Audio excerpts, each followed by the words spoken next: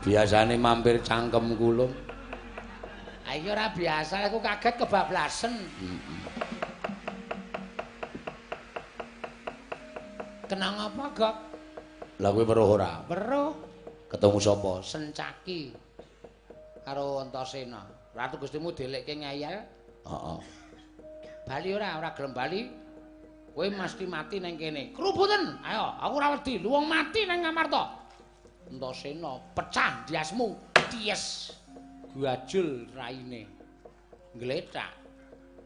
Mbok dilikana mati apa urip? Ah modar. Ratu ming gleleng tok kok iki. Jelas mati.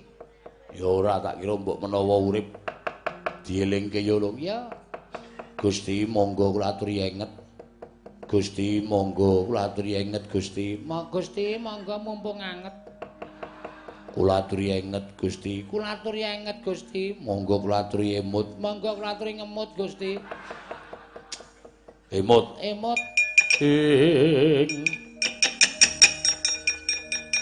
Tiba kantep Bayu Atmaja ngeling ana risang satriya Wiratamtama. Wow. Ngeling ana satriya Wiratamtama. Oh. Gok Nun. Wong Ngamarta gelute ora wani jerijen. Ketitik. Sing ngedepi aku wong loro.